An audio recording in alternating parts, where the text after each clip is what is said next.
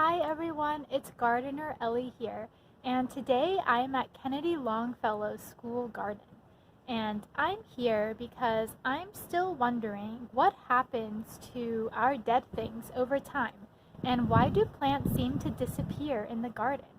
And I was hoping that we could do a little experiment to better understand what happens to our dead plants over time and what sort of conditions make things rot even faster.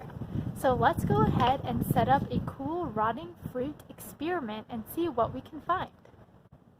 Today I brought some slices of watermelon to use in our rotting fruit experiment.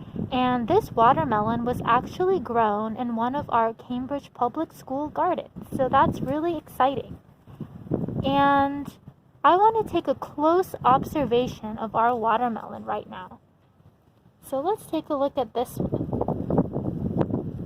And I wonder what you notice and what you observe about our watermelon. Here's the side and the other side. And how do you think this watermelon will continue to change over time? And to get a better understanding of how things like our plants and our fruits change, I was hoping to set up a little experiment. So what I have here are 3 watermelon pieces. And I wonder if we put each of these watermelon pieces into a different type of condition, will some rot faster or differently than others? What do you think? So here is our compost bin at Kennedy Longfellow, and I wonder if we put one of our slices of watermelon in the compost, how do you think it will change over time? I wonder. So let's put our first slice of watermelon right here on the top of our compost. And I wonder when we check back in on our watermelon slice in a week, how different our watermelon may look. So let's go ahead and make a prediction. What do you think will happen to our watermelon slice in the compost? Here's our second slice of watermelon. And I'm going to put this second slice into a glass jar like this and also put the lid on it. And I wonder, how do you think the watermelon slice will change over time when it's in a closed glass jar like this that's left outside?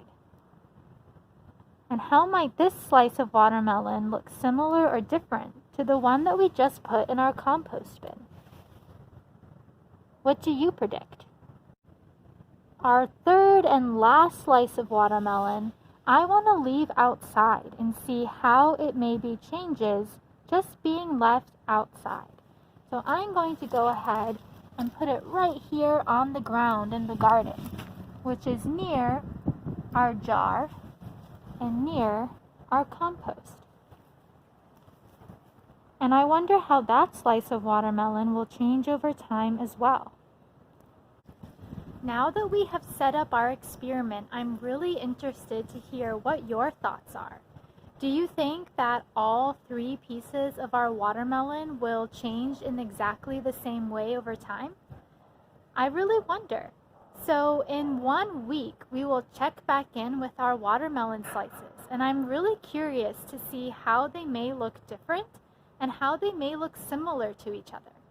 And I wonder how the conditions of being in a glass jar, being in the compost bin, and being outside may change how our watermelon looks and how it changes over time as well. And I'm really curious to hear your predictions and ideas, and I'm really excited to observe our watermelon in 1 week and to see exactly what happens. So I'll see you in our next video lesson where we'll check back in on our watermelon. Bye everyone!